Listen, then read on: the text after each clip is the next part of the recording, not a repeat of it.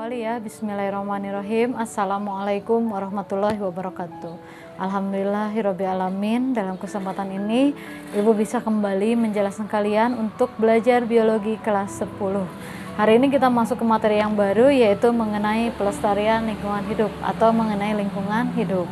Nah, di materi ini kita akan membahas mengenai berbagai macam yang ada hubungan dengan lingkungan hidup, dampaknya, efeknya, dan segalanya.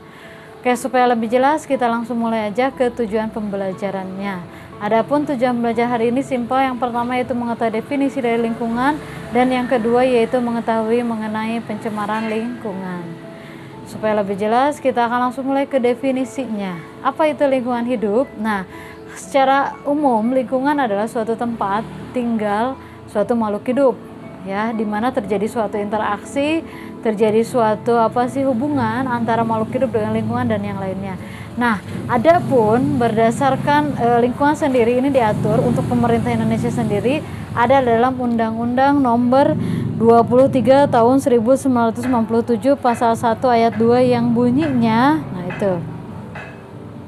Oke, nah itulah dia mengenai lingkungan hidup. Adapun salah satu pembahasan dalam lingkungan hidup ini semuanya biasanya manusia kadangkala tidak memperhatikan bahwa lingkungan ini begitu pentingnya sehingga terciptalah atau terjadilah yang namanya pencemaran lingkungan. Nah, kali ini Ibu akan menjelaskan dulu, dan di kali ini Ibu akan menjelaskan peta konsepnya dulu mengenai pencemaran lingkungan.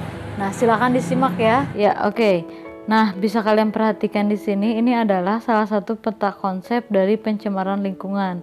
Jadi, pencemaran lingkungan ini, ketika terjadi pencemaran lingkungan dapat menyebabkan terjadinya perubahan pada lingkungan tersebut, ya. Nah, dan juga pencemaran lingkungan yang terjadi dalam kehidupan itu ada 3 macam. Yang pertama pencemaran udara, kemudian yang kedua adalah pencemaran tanah, dan yang terakhir adalah pencemaran air. Nah, untuk pencemaran lingkungan ini bisa menyebabkan apa? Yaitu ketika terjadi pencemaran lingkungan, penyebabnya itu bisa berasal dari bahan pencemar, di mana bahan pencemar tersebut terdiri dari 2 macam, yaitu ada yang bahan yang terdegradasi dan bahan yang tidak terdegradasi. Yaitu untuk bahan yang terdegradasi adalah bahan pencemar yang bisa terurai, sedangkan yang tidak terdegradasi yaitu tidak bisa terurai.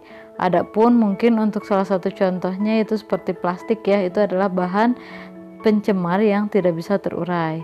Nah, kemudian bahan pencemar yang kedua yaitu limbah, ya.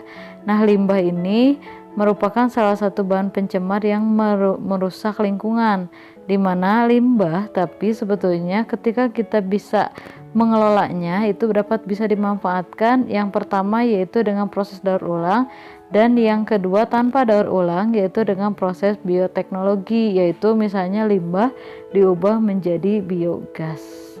Nah, jadi seperti itulah peta konsepnya, ya. Nah, mungkin pembahasan hari ini cukup dulu sekian. Mudah-mudahan ada manfaatnya. Mohon maaf bila ada kurangan. Selalu semangat buat belajarnya. Jangan lupa untuk kalian selalu semangat belajarnya. Kalau ada pertanyaan silakan tanyakan. Terima kasih atas perhatiannya. Wassalamualaikum warahmatullahi wabarakatuh.